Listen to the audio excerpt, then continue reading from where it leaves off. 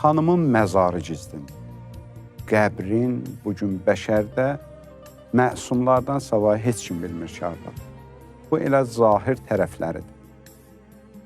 Quran-ı Kərimdə buyurur ki, bizi insanları daha çox dəvət edir tədəbbürə, insanları dəvət edir təfəkkürə, düşünməyə, bəsirətə.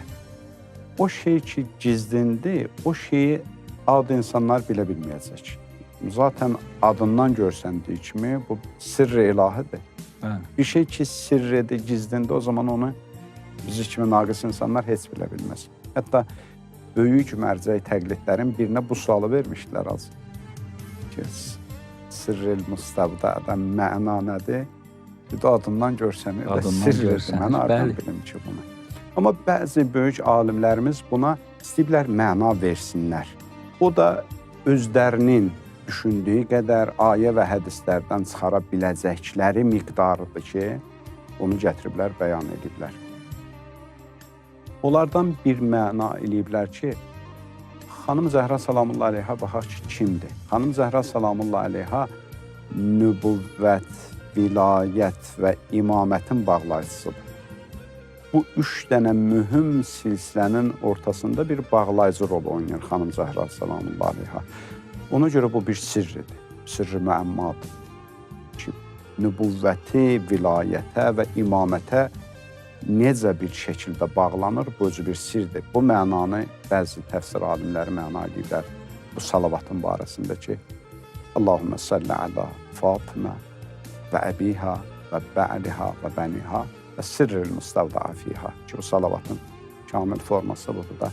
Allah salavat göndərir, əvvəl Xanım Zəhra Salamullahi Aleyhaya, ondan sonra bir onun atasına salam olsun, onun həyat yoldaşına və onun evladlarına salam olsun və o sirlər ki, onda cəm olur. Və bu da harada baş vermişdi? Kisa hadisəsində. Ki, Cəbrail Allahdan xəbər aldı ki, buradakılar kimdir? Bu əbanın altındakiləri Allah təfsir elədi Xanım Zəhra Salamullahi Aleyhanı. Və onun özünü təfsir elədi, dedi o sirridir, sirri müəmmadır. İkinci bir məna eləyiblər, deyiblər ki, imamət onun nəslindən gəldiyinə görə bu sirr onda gizlindi, bu sirrin mənasında izah veriblər. Quran-ı Kərimdə bir çox ayələr var ki, zahiri mənası fərqlidir, batini mənası fərqlidir. Hətta Əziz Peyğəmbərimizdən hədis var da, buyurur ki, Quranın bütün ayələrinin hər birinin bir zahiri mənası var, bir batini mənası var. Yəni, hamı bizim gördüyümüz kimi deyil. Çox təəssüf ki, məsələn, bəzi zahiri pələstlər batini qəbul eləmirlər, amma batini qəbul eləməsək biz Qurandan heç nə başa düşmərik. Quranda o qədər məsələlər var ki. Ər-Rəhman surəsində gəlir, Allah bir hadisədən danışır, iki dənizin qovuşmasından. Mərəcəl bəhreyni yəltəqiyan. Bərzəxun beynəhuma la yəbqiyan. İki dənə dəniz var, bir-birinə qovuşublar, amma aralarında bir incə sərhəd var ki, biri digərini üstələməz, qələbə çalmaz.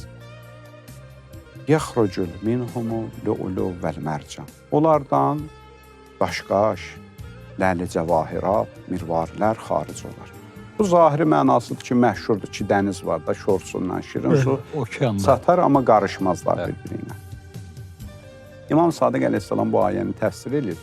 Bir o iki dənizdən məqsəd məna aləmində Əli və Fatimədir. Onların arasındakı o incə bir sərhəd ki var, biri digərini üstələməz, o həya pərdəsidir. Heç vaxt Həzrət Əli özünü xanımdan, xanım da Həzrət Əlidən üstün bilmədilər. Təvazükar yaşadılar. Və onlardan ləl-ü cəvahirat dünyaya gələr, onlar da İmam Həsən, İmam Hüseyn və 9 dənə imamdır. Bu həqiqətidir, bu ayənin əsli mənasıdır. Ona görə də bir təfsir, bir izah bu olub ki, deyirlər, imamətdir məqsəd, xanımda gizli olan sirlər. Bir mənada deyiblər ki, xanımda olan elmidir. Elmi ilahi.